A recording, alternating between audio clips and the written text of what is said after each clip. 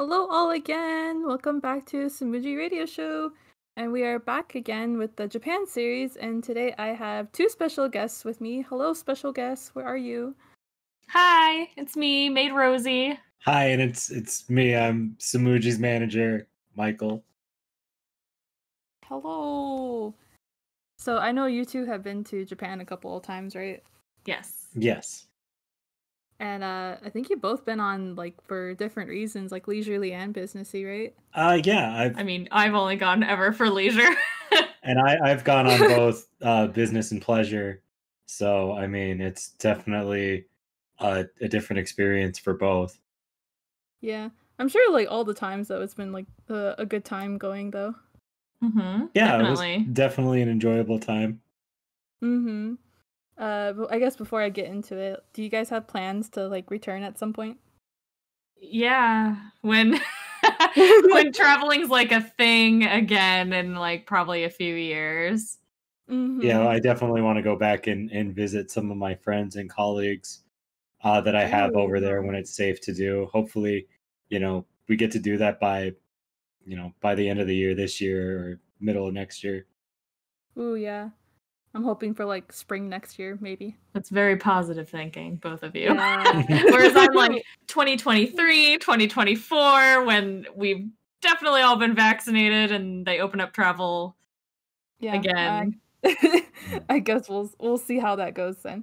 All right, I'm gonna jump right in here. So, how many times have you been to Japan, and when was it? This applies to both of you. So I've only been twice. I went once in the winter, dead winter, when it was snowing and everything, by myself, and that was fun. Solo trips are super fun. And then we went in the spring, right before everything shut down in March. Oh, I remember that. That was for our honeymoon, and it was a time. It was. Other than Rosie, I've been. Oh, excuse me. I went once in the summer of 2018. It was a graduation trip. Right? Yeah, it was for Oban and Kamaket.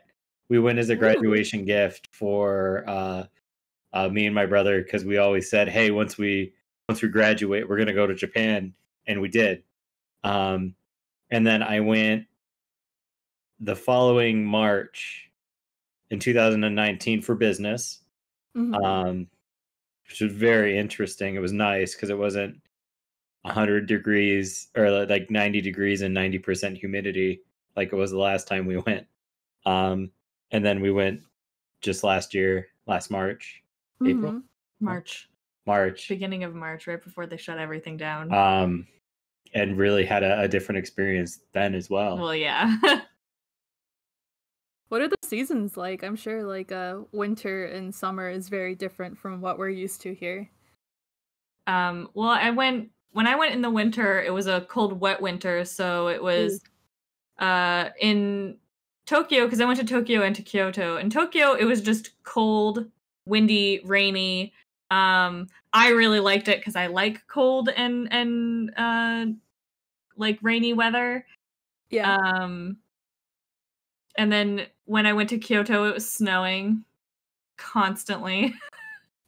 So that was fun because I don't normally, living in Arizona, I don't normally experience snow. So I was out and about doing things like nothing changed, and every local was like, why is this woman walking around without a coat on? And I was like, it's so nice. It was 28 degrees outside. Have you ever seen that part in Pokemon where Jessie is just frolicking in the snow because she loves snow? Yeah, pretty much. That was me.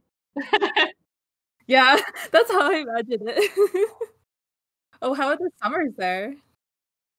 Oh man, it was a time, all right. I didn't hate it. When we were in Tokyo, we were there August, and it was right during typhoon season. Ooh. And because of that, it was super humid. We went during a record heat wave. Oh no. And I stood in line at Kamaket when it was 90 degrees and 100% humidity, with hundreds of thousands of other people, and then we would go, we would spend our time at Kabukicho going to Tokyo proper, and the wind would start so heavy it would break my umbrella every single time. I think I had like 6 umbrellas that trip. So I feel like that's like a thing, a Japan thing of like buying multiple umbrellas during your trip, because I bought several too during my trip. Mm-hmm. I think spring is the nicest time we've gone, was in spring. Yeah, to say the least. Wasn't too cold, wasn't too hot. Didn't rain.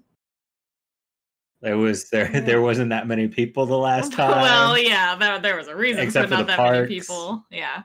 So I remember when I went, it was early March, and it was really cold for some reason. Yes, that's when we went, early March, and it wasn't. We thought it was going to be really cold. Like, I packed for it to be really cold, and it ended up being just like 70 degrees every single day. The year I went, the year before that I went, when I went for business. Yeah, but it was still really cold. Like, it was a lot colder than when we went. But luckily I had like suits and stuff, so I was doing pretty good for myself. But did you guys ever catch cherry blossom season? Yes, that's when we went. This year it was cherry blossoms everywhere, and it was so pretty. Mm-hmm. Oh my gosh, I was talking to Kyuki and Ringo, and they both said they missed it, and I was like, oh, I missed it too. Like, they said they were either too early or it was too late, and you guys so got it right. The cherry blossoms were blooming early in 2020, so we went, and you would think in the beginning of a pandemic, granted this is before they were calling it a pandemic, they were like, so we thought it was going to be empty everywhere, every single park filled to the brim of people. Super crowded. Everyone's picnicking. That you basically, to walk through the gardens, you had to wait in a line to walk through the gardens. So it was nice though. Still nice to see all the cherry blossoms. I have a bunch of pictures I haven't even uploaded yet. There was that beautiful. There was that river that we walked on that didn't have a lot of people near it. That's true. We also went really, really early in the morning. Yeah, it was like 8:00 in the morning. I can't remember what the river name was, but I've been there multiple times. And they have this little park that's like a community garden, and it had like a little frog pond. But we just sat and watched the cherry blossoms on the river. Saw this huge duck though. That was probably the biggest duck I've ever seen. The weirdest thing for you to remember is the giant duck. It was like, so it was like we were standing probably like 20 or 25 feet above the bottom of the river, but you could see this duck that was like it was like super close to you. That's how big it was. I mean, there was also the cranes and stuff in the river as well. Oh, this was no crane. Yeah, I know, but there were also cranes. Yeah. Oh, that's hilarious. Like, talking about beautiful cherry blossoms and then like a huge duck. I love it. Mm-hmm. Did you take a picture of it? I want to see this now. No, I didn't take a photo that time. Yeah. We didn't take a lot of photos. We kind of just hung out and experienced the trip instead of taking photos. I don't take many photos when I'm on vacation. I take some, but I don't take a lot. I like to experience it and have that memory. Now I will take photos, but just not a lot of them. I take photos of what's truly important. Yeah, that makes sense. Giant duck though? I wish. It's important enough to remember for forever, but not to immortalize in a photo. I've never seen a duck that big. I don't think I ever will again either. Oh, that's hilarious. Oh, so since we're talking about different regions you all visited, was it just Tokyo or was it other regions that you went to go visit? Our honeymoon was just Tokyo. When I went by myself, I also went to Kyoto as well. what sucked is with the winter, it canceled a lot of my plans to go like outside of the cities because of how much it snowed. So I just kind of stayed in Kyoto proper, got super lost in the old part of the city. Yeah, it's like a maze. No one wanted to talk to me, so I just kept walking around until another tourist was like, "You look so lost." And I was like, "I have no idea how to get to a train from here." Oh, that sounds like our time in Kyoto. So when me, my brother, and our friend went, we went during a big summer festival called Obon, and it's not what a lot of people think of. We went because we always, we grew up playing this game called Legend of the Mystical Ninja, Goemon. Yeah. Wow, that makes me. Anyways, and we would always see this flame engraved in a mountain, and then we got into looking about it more, and we saw, oh, that's an actual festival. It's for honoring your ancestors and helping them pass over to the other side. So we were walking in downtown Kyoto trying to find a perfect place to find a place to watch the fires on the mountain. And we got so lost for hours. I didn't mind it much because we always stuck close to a river, and we were like, if we get lost in the city, whatever. That was also there were 3 of you as opposed to me being by myself, which is a little scarier. True. So you went because of the game, or you tried to look for it, like similar to the game? Kinda. We wanted to see what it was like, just because of all the the technical marvels that go into lighting those fires. Yeah. And just kind of seeing how it is over there. Oh, I think that's neat though that you went to go seek out some stuff like that. Mm-hmm. Yeah, I also love the tourist solidarity that is unspoken of when you go to Japan, because I also experienced that too whenever I was lost somewhere. I was like, I'll just look for another tourist and ask them hey, what do I do? Yeah, because if you go up and look confused at someone who's older, I think younger people in Japan are more than willing to help out some strangers, but older people definitely looked at me like, please go away, white person. Like, you're scary. I guess I could, not as tall as you, but I'm decently tall, and at the time I had black hair, and I don't know, just... I looked, apparently, from behind and far away. I looked like I belonged. And then up close, they're like, oh, wow, okay. Nope, you're a tourist. I feel like overall, though, Japan's pretty accommodating to tourists. So definitely. Mm-hmm. Depending on where you go, definitely. Mm-hmm. If you're in a big city, people are more than willing to help you. And there's, there's a lot of stuff in English for touristy parts. Touristy things have things in English. Yeah.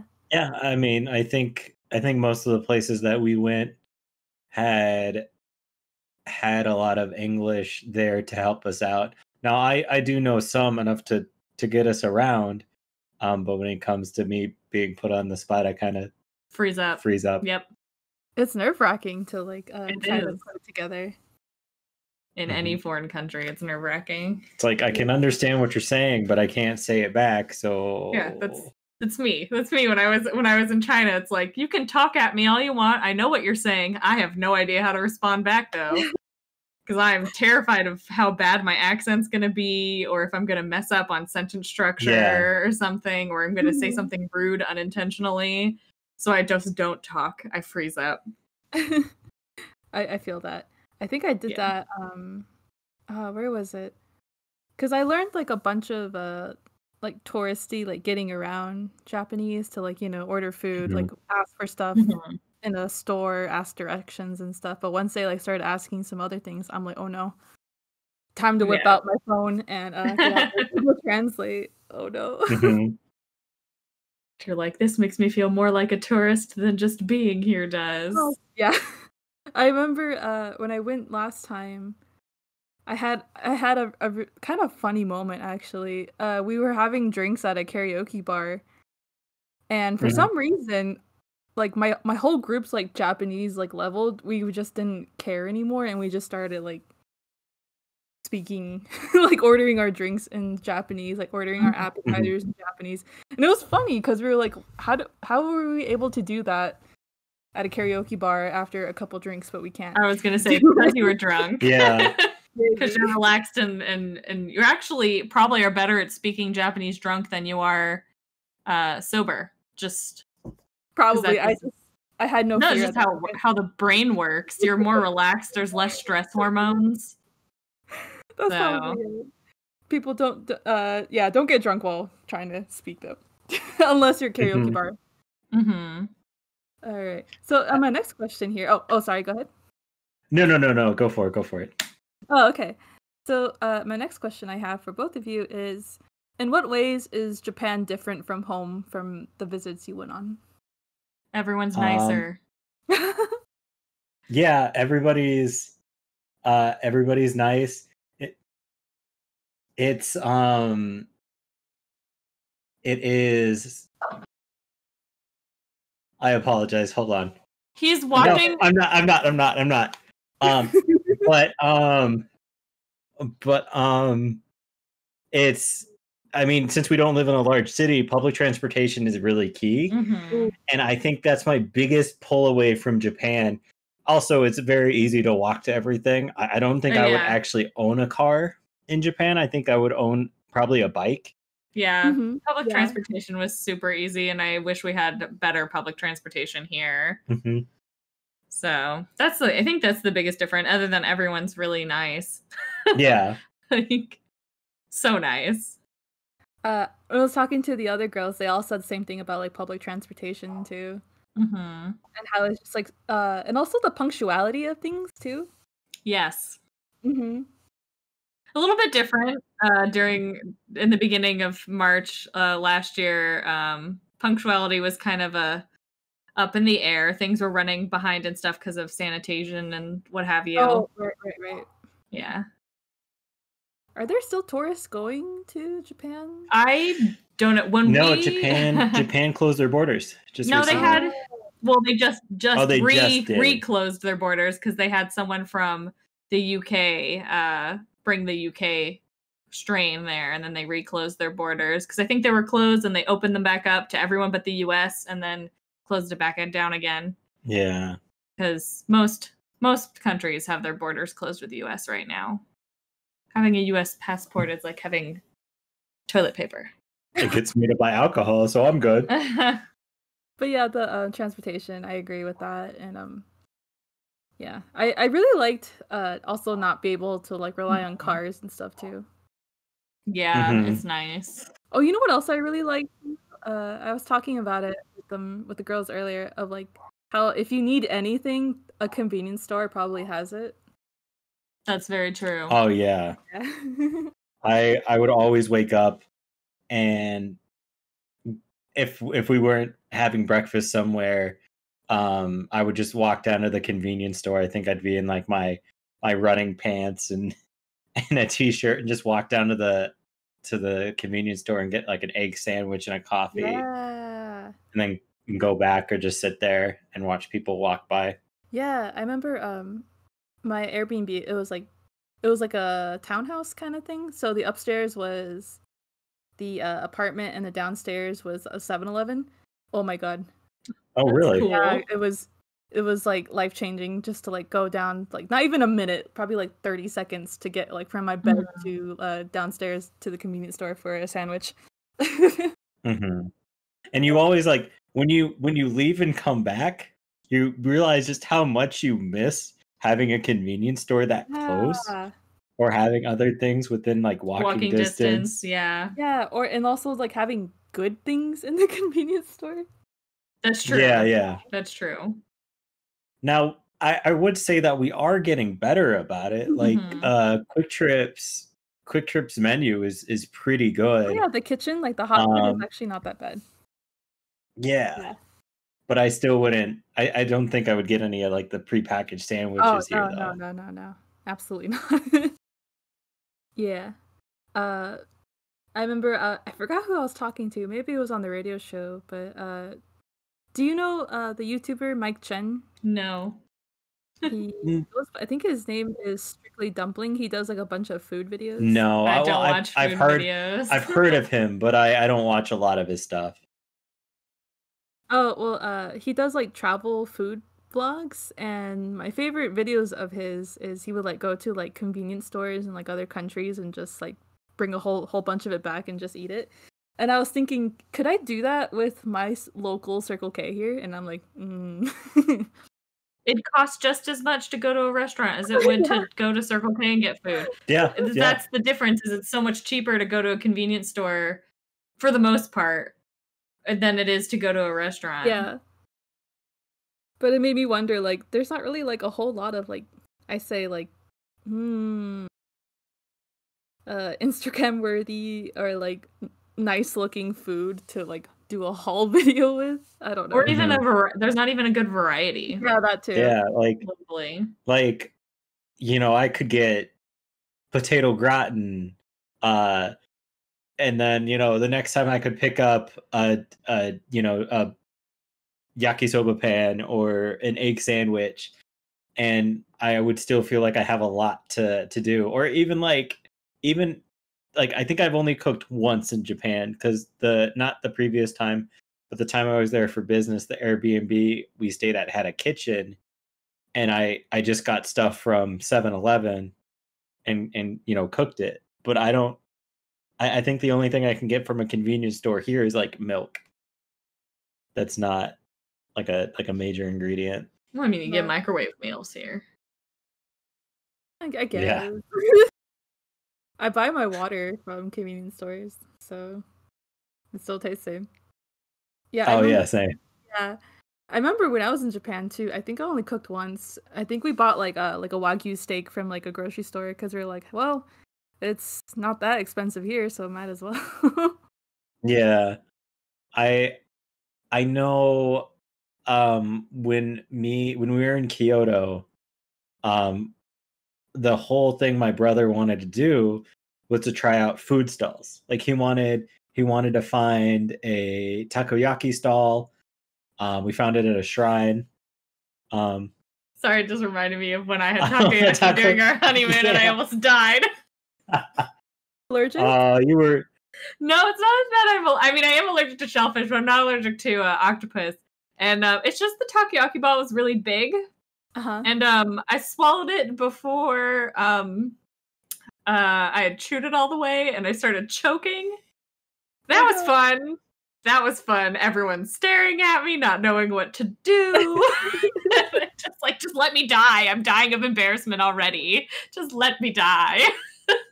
Like, no matter where you are, when you're just having like a choke attack anywhere, you're just like, no, not here. Mm-hmm. Oh yeah, it was a cool restaurant, and then we were like, Dave was like, we need to go. Yep, I didn't even want to finish eating there. I was just like, we can just leave. We can eat these later. We can take them with us, and we'll just eat them somewhere else. I don't want to eat them here. I need to leave. I don't think you've had any. I haven't had any takoyaki since then, because it's too embarrassing now.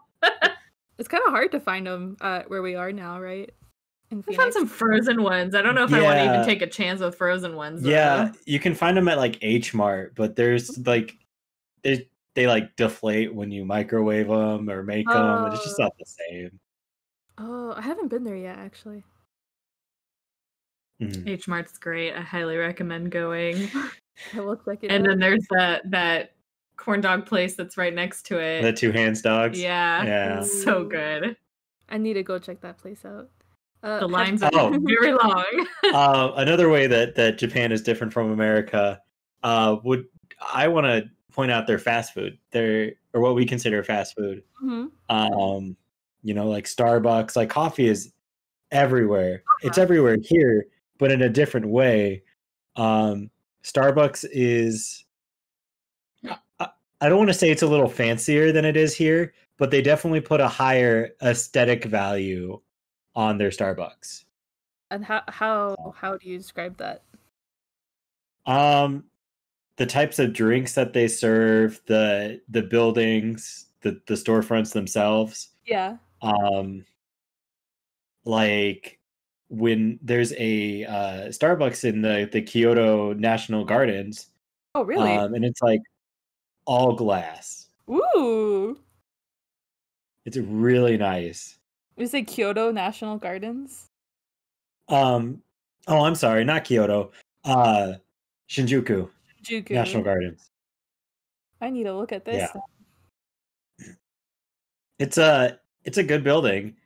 And it's where a couple of other things went. But yeah, no, it was pretty interesting.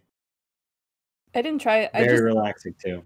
I just had like Lawson's coffee and stuff when I went there, but hey, that stuff's still Lawson's really good though. Like all their bottled coffees. Yeah, I had their bottled coffee too. Mm-hmm.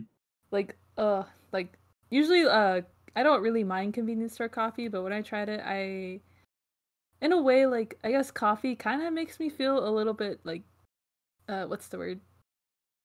Like jittery? Jittery, like kind of like rumbly in my stomach, after you drink it. Mm-hmm. I didn't feel that way when I had like their Lawson's coffee, and I was like, wow, good job. Definitely, I could definitely go into detail about coffee, but I'll save that for another podcast. Oh yeah, I remember. Here, I'll stop after this one, but I remember you guys built a coffee bar in your house too. We did just build one. Mm-hmm. Just for Micheal. I don't drink coffee at all. Yeah, but it saves some counter space for you. That is true. And it hides your shoes. It does. Ooh. We have a shoe cabinet for the base of it. Oh my god, Sumuji coffee. That would sound really cute. Mm-hmm. Sumuji beans. Oh man. we can definitely go ahead and try to brand that. Oh, speaking of Sumuji, I was wearing my shirt the first time that I was in there in Kyoto. Yeah. And I went to a smoothie place without even realizing it. Aww. And I went to go grab my thing from the counter, and the girl working the counter looks at my shirt and starts laughing. Because you probably thought that you have like a nonsense word on your shirt. Sumuji. It just says, you just have a shirt that says smoothie on the front, and that's it. And then, that's funny. Yeah. That's hilarious, actually. I love it, though, at the same time. I would go to Starbucks with the shirt that just says coffee on it. Yeah, of course. Yeah. Fashion. Yeah, we should make that thing. Like, go to like a McDonald's, it just says burger on it. Like, I would love that. Yeah. I would love just having nonsense Japanese or nonsense English on my shirts. That sounds amazing. Just like ball or something like that. Baller. Oh my god, Yeah. baller t-shirts. Get on it. Alright, so we'll move on to my next question I have for you two. So, you talked a lot about a bunch of other things, but can you tell me about some other things, I guess, that are not, say, what's the word? Like touristy, I suppose? Like something you did aside from like what other people would usually do, maybe? I mean, we did a lot of touristy things when we went together. I thought the gardens was a really nice thing you did. Yeah, we went, well, because of what was happening at the time. We went to a lot of gardens since everything was pretty much closed. And the gardens were, every garden we went to some small community gardens. We went to a couple of national gardens. We went to a lot of like one of the castle garden grounds and stuff, and because we were only in Tokyo, so we could just kind of explore each neighborhood's garden area. Essentially, It was so nice. It was really fun looking up what trying to think of words. It was really fun looking up what kind of, or what areas had gardens, like what kind of gardens we could find. Like finding the small community ones were super fun because they were really, really tiny, and they always had different plants from different areas in Japan, and they were very well cared for, and they're just super cute. And they didn't normally, they like the older people kind of, nodded to us and smiled. And like they didn't really It seemed like people were happy that there were tourists visiting their tiny community gardens. Yeah. Oh. Because they were like, oh, wow, they actually sought this out. Because we did. We were specifically looking to go look at gardens. Mhm. What else did we do? We went to a couple of we went to a cat cafe and an animal cafe. Well, one was a hedgehog. No, but we went to one cat cafe in Akiba, and then the animal cafe, and then we went to one that was right outside of Kabukicho. Yeah. Ooh. We saw that card. The cat cafes were really fun.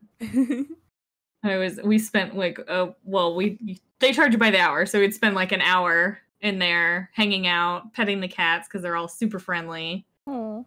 And it was adorable. The hedgehog and bunny cafe we went to was weird because they're not animals you normally like pet or hang out with. The bunnies were huge rabbits, these giant rabbits. They were didn't really want to be touched. The bunnies didn't want to be touched. The hedgehog, one of them was kind of friendly, but would stay their distance. Loved the handler. Yeah. Yeah. The hedgehogs were they brought them to your table that you were sitting at. They put them in a little enclosure and they were like, don't touch it. Oh. You can watch the hedgehog. And we basically just watched our hedgehog pee and poop for an hour. And we fed it some treats and that was it. And then we were like, this is kind of boring. Yeah. Oh my god, and they this is like someone's like dream business. Like, wow, I can make thousands. Yeah, you could. Yeah. What charging people to see these hedgehogs. to look at the hedgehogs because you're not allowed to touch them. Yeah. That's hilarious. So, but I thought what we did was fun. Yeah, I thought it was fun. It got us off of our feet for we got to walk we were walked for miles and miles and miles and miles every day because we were going to all the gardens. It's kind of like another part that I feel like some people fail to mention when you go to Japan is like all the walking you do. Oh yeah. Yeah. It brings and you don't even notice it though. Yeah. Yeah. We didn't even use the trains that. Well, we did because we were kind of out of the way where we were staying, but we lived on the subway. Yeah. But the subway wasn't crowded because of the pandemic. Oh. I guess that's it was really crowded during rush hour in the morning and at night. Yeah. But it wasn't like sardine can. No, it was not sardine can packed. I also went to an animal cafe too. I went to a bird cafe in Ueno called Kotori Cafe. Very, very pleasant time. It was a really, really fun and like somber. It sounds very different. Yeah, so it was like a what? Oh no! I was gonna. I'll say it afterwards. Okay. So yeah, it was like a storefront and a cafe where they would like they had like pastries and like omelet rice and like tea, coffee, other drinks and stuff. And there was like a separate room where they had like these parrots that you can hang out with. And oh my gosh, they were so lovely and they just like were really friendly and they just like loved people. And I thought it was really nice because they had like a variety of birds you could hang out with. Like they had like a rosy-faced lovebird, or the one that looks like little watermelons. They had a little finch, the ones that I think the people on the memes where like, you know, when your thighs do the thing and then the bird's like kind of like blops. Oh yeah. And they had I think it was an umbrella cockatoo. That's like the really big white parrot. Yeah, and they had a cockatiel too. Yeah, but they were all like really friendly. They were really well behaved, and it was just really nice because I've never hung out with birds before or parrots before, so it was really, really nice to see them. And they also had like in the window of the store there was like a parrot enclosure where they had like just a bunch of cockatiels just like flying around, like playing with toys and stuff. It was really nice. It was such a nice quiet experience to see. So if y'all wanna go see some birds, Kotori Cafe. We almost went to an owl cafe. Ooh, I wanted to go to the cafe too. But we chose the hedgehog and rabbit cafe instead. And I'm forever mad at myself because in Kyoto, in the main shopping districts they have there, they have a otter cafe, and I was gonna go and I just forgot to. I think I learned about it too late. There's such a variety of like animal cafes that you can visit. I think that's a neat thing. Mm-hmm. Yeah, like I remember I wanted to if we had the time, I would have liked to gone to a reptile one too. Mm-hmm. Yeah, with like That would be pretty fun. yeah, like lizards, snakes, and like other reptilians. I think that would have been cool.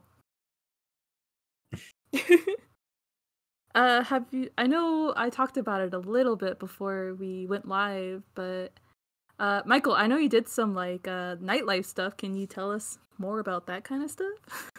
Oh yeah. Yeah. So I do have a couple of friends over in Japan that are pretty heavy into the entertainment scene. Hmm. Um, they happen to be musicians, so they took me around Kabukicho, um, to Golden Guy, which is right next to it, which is just a bunch of little bars. You could probably fit maybe 5 or 10 people in each bar max. Yeah. I think the bar we went to was like medical themed. Ooh. So like they had shot syringes and whatnot. But then the first time we stayed in Japan, we stayed in Akasaka, which is like the nightlife capital. There's a lot of clubs, there's a lot of bars. We didn't necessarily drink a lot there. We normally left all of our drinking in Kabukicho. Hmm. But then the second time we went, a couple of friends took us to this bunny bar, which was an all-you-can-drink affair, which was really nice. No, I the drank bunny all that I bar. could. The bunny bar is different from the bunny cafe, right? Oh Oh yeah. yeah. I'll definitely go back there when I get a chance to. The only thing is they don't track your time; you have to track it yourself. Ooh, So that sounds dangerous. little catch 22, but it's pretty fun.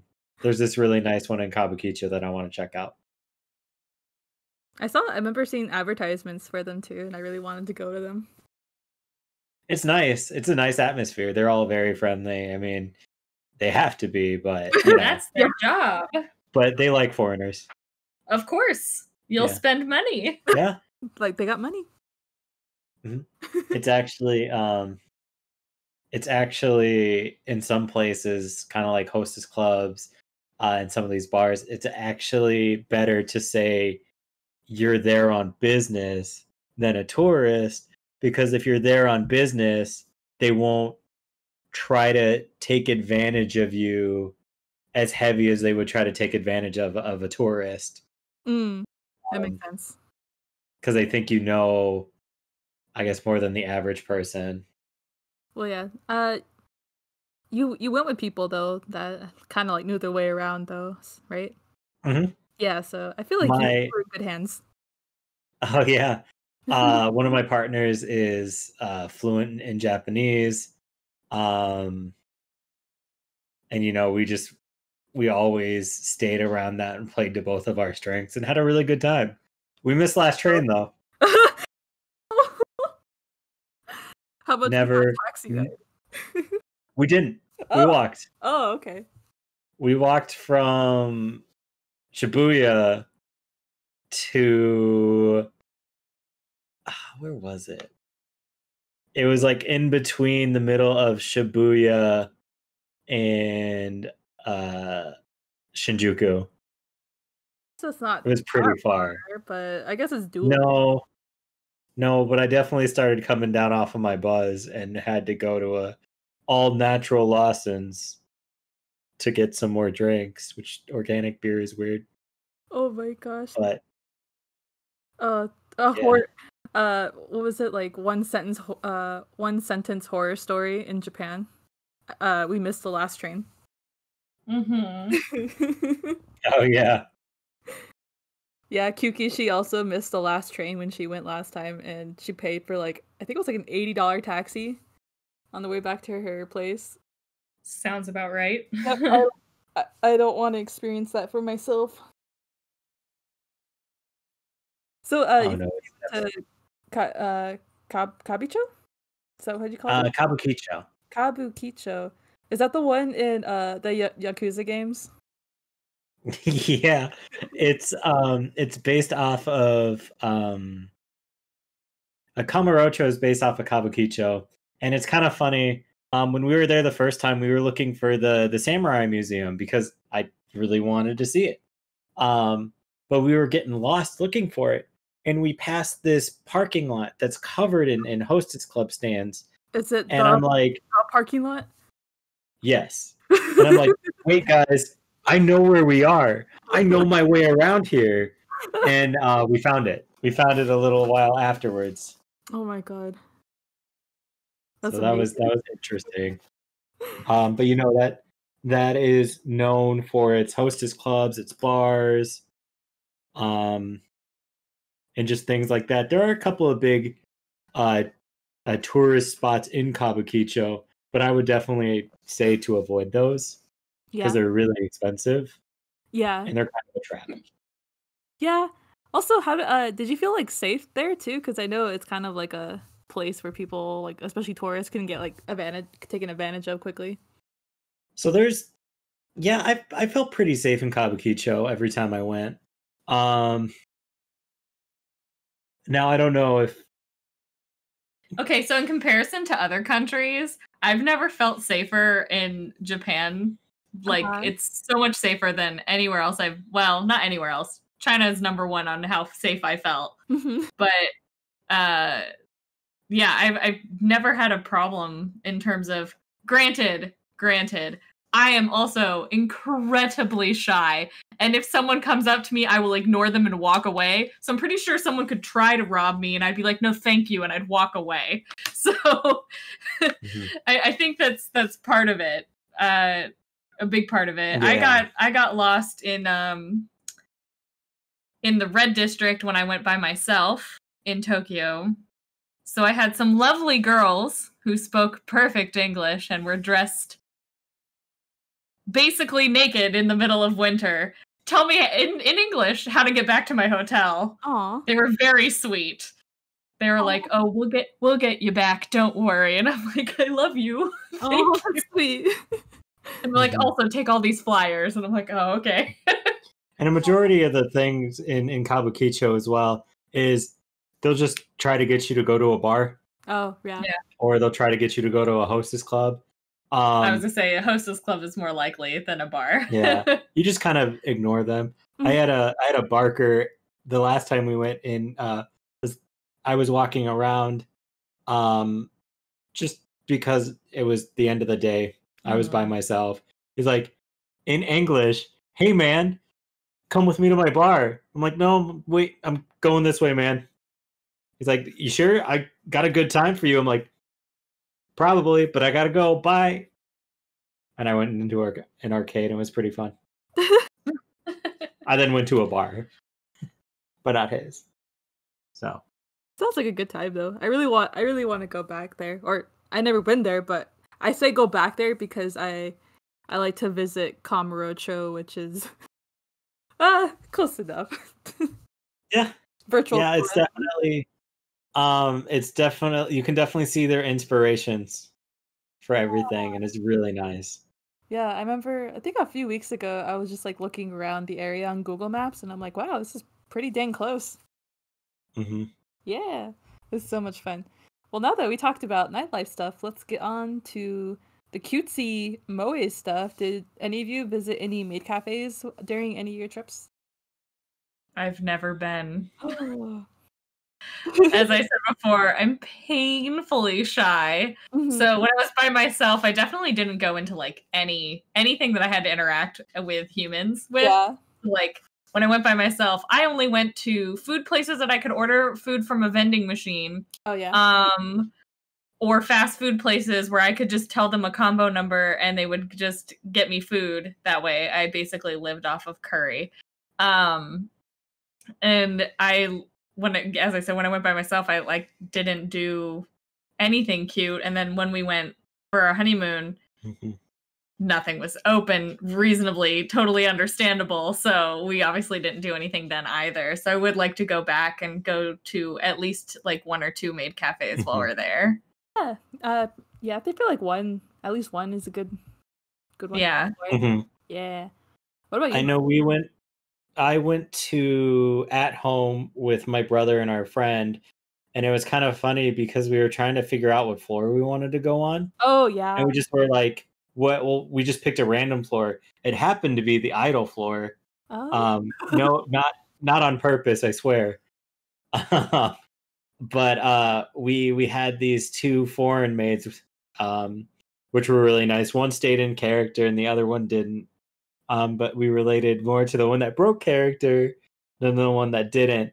But you know, we had the whole experience. It was great. And our buddy was just like, guys, I'm gonna get this, but this is not my place. This is really out of my comfort zone. And we're just like, you're gonna be fine. It's okay. I mean, mind you, he almost touched the roof with his head. Oh wow. And he's like, you know what? This comes with a game or a photo. I'm gonna play the game so I don't have to take a photo with the maid. And he won, and his prize was a photo with a maid. He's just like, I guess. And so he picked a random maid and went to go take a photo. But even on his knees, he was as tall as the maid. Oh, everybody laughed. It was funny. That's hilarious. I feel like that's another thing that a lot of people don't really think about when they go try to like visit At Home, is that At Home is a whole building with like multiple floors. And like, it was like 6 or 7 floors. Yeah, it's like 6, 7 floors, like a whole building. I think when I went to go visit, I was like, let's just go to the first floor, I guess, because I didn't know which floor to pick either. So, did you also? What did you get at home? Did you get an egg drawing? Oh yeah, I got an egg drawing, Ooh. and we got this melon soda that had ice cream in it. Oh, it was really good. What was your egg drawing? Do you remember? It was a cat. Yeah, I can. I can definitely. I still have a photo of it, so I can show you later. I was being silly. I asked my maid to draw a bird on my egg, and she was like so taken back by like what I asked her to draw for me, because I don't think she ever got a request for someone to draw a bird on their rice. She probably was like, "Oh, bunny, cat, dog? No, bird." Bird. Did you ever? Are you sure? Yes. Yeah, bird. Did you ever go to Maid Dreamin' at all? No. That is the only cafe that I've been to. Just because we had a lot of other things to do. Yeah. And because we had our friend with us, he didn't really want to go to another one. Understand. Yeah, because I dragged him around a lot when the first time we were in Tokyo. Because we went to Comic-Con and we went to that Maid Cafe, and it was definitely out of his comfort zone. Understand by a lot. There's a Maid Dreamin' in Shibuya too. I heard that one's actually really good. If you ever decide to go to Shibuya, Maid Dreamin'. I passed by it. I thought about it, and then I'm just like, I've got some other things to do. Yeah. So. Yeah, Maid Dreamin' also has like multiple store locations and like themes. So, whoever's listening, there is something out there for you as far as like Maid Dreamin', At Home, and other like small hole in the wall cafes too. I can't wait until we can go back, and I go back with one of my partners because he wants to take me to the Shrine Maiden bar. Ooh. That's like in between Tokyo and Kyoto somewhere. He won't tell me where. He's just like, I gotta take you there. I'm like, okay. It sounds like a secret. Yeah. It's like a trade secret maid cafe that only members know. So we're getting ready to wrap this up soon, but on the last one, do you have like recommendations for someone planning their next visit? Like any tips, places? I mean, definitely check out the gardens and stuff. It's totally worth it to go to at least a few. And I would say, not that we talked about it, but going to secondhand figure shops for buying figures is great. Absolutely. So cheap. I was like, when we left, I was like, I'm only gonna come home with like one figure because I don't want to spend a lot of money. And then we went to like 4 or 5 used secondhand shops, and I found stuff that was super old, and I was super excited because it was dirt cheap, and we came home with like basically a whole suitcase full of figures. Yeah. I did the same exact thing actually. I bought 2 suitcases with me, and the second one was just all of like my nerd stuff. It's so fun. It's a good idea. It is a good idea. Yeah, definitely bringing a second suitcase is a good idea. Suitcase, because you're gonna see stuff and you're like, I need this, I need that. Oh no, how am I getting this back? Mm-hmm. The other thing I would see, here's the thing. I was obsessed while we were in Japan with going up to all the like coin gacha machines. Same. And then I come home and I'm like, what am I gonna do with all this crap? It's just garbage. I just bought like a tiny lamp and an egg, and like I got random stuff. I didn't even like think of. I was like, that looks cute. Bye. Just because it was cheap. I usually tried to buy like key straps, like keychains in the yeah. I only bought one figurine. It was like these little crows and like tiny hats and coats, and they were so cute. But they broke recently. I got really tiny, like miniature figures of squishy figures of hamsters that look like sushi. That's my favorite one.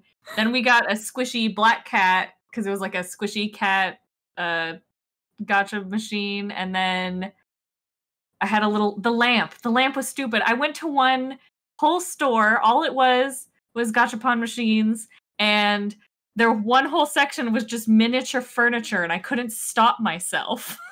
That was definitely fun. It was fun. We kept doing it because we were trying to get specific things for specific people out of like Pokemon machines and stuff. So we ended up going through like $10 worth on one Pokemon machine just to get a Slowpoke. Yeah. That's hilarious. Oh, I actually found when I went to Pokemon Center, I did their gachapon too, and I still have like the little figure. I think it was like a little Pikachu with like a tropical drink.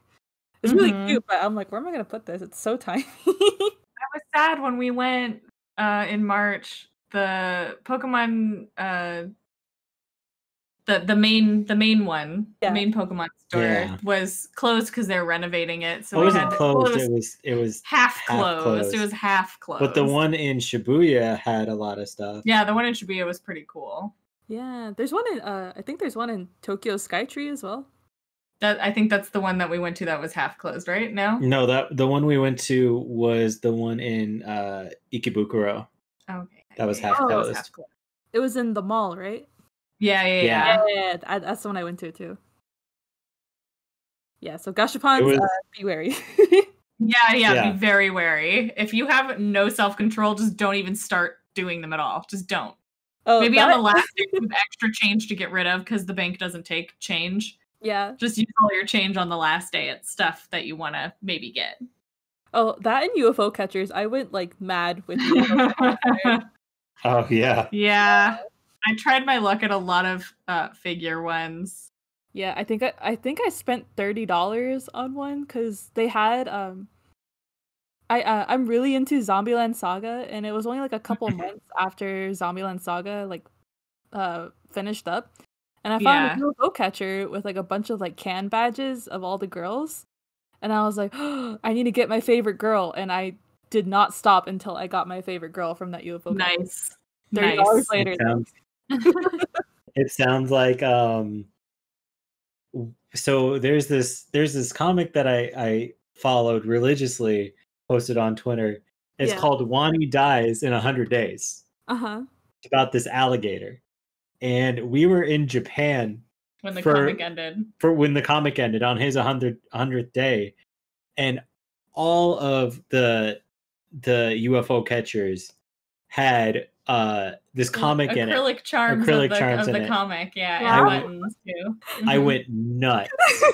I ended up getting it. I was super proud of myself when I got it. And then I looked over and saw this guy who he for some reason broke the Monster Energy gotcha machine. Oh yeah, that was our one fun thing that happened in an arcade. Yeah, we watched this guy break the Monster Energy like the Monster can energy drink machine, the gacha machine. Yeah. It was just spitting out cans like nonstop.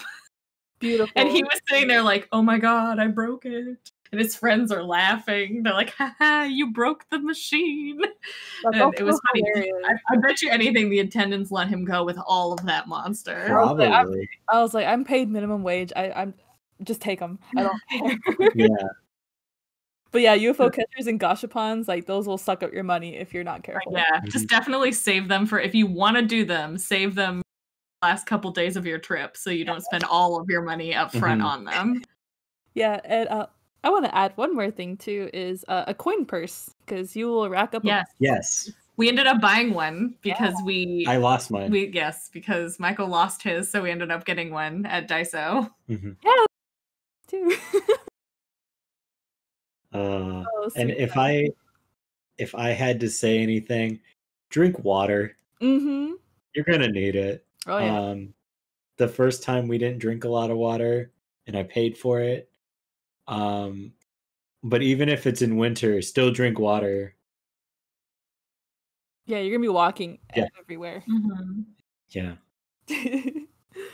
Well, I think that wraps up the last of my questions. So thank you two for talking to me about Japan. I've every time we talk about it with different people, it's really interesting to see like their own personal experiences there. It's really fun. Mm-hmm. Mm-hmm. Yeah. Well, thank you again for joining me on my show here, and thank you to the listener who have hopefully you learned some things about Japan and planning your next trip to Japan. I'm having a lot of fun with this series. So I will probably speak with you guys again soon because I really love talking with you guys. So maybe next time we can talk about some more stuff.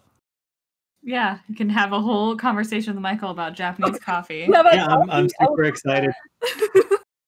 I'm super excited for it. I can go into more detail about some other things that didn't necessarily fit in this one. Or like our Kit Kat trying session that we had while we were there. I'll spend $10 on a single Kit Kat bar. Yeah. Yes, I will. I mean, I spent $10 on strawberries, so you know. That's fair. Yeah, that's fair. Okay, well, thank you so much, you two, for coming, and thank you, Thanks. listener, for listening this far. We'll see you next week for, I think we have one more squeezed in, but we shall see. So, thank you, everyone. Bye! Bye! Bye.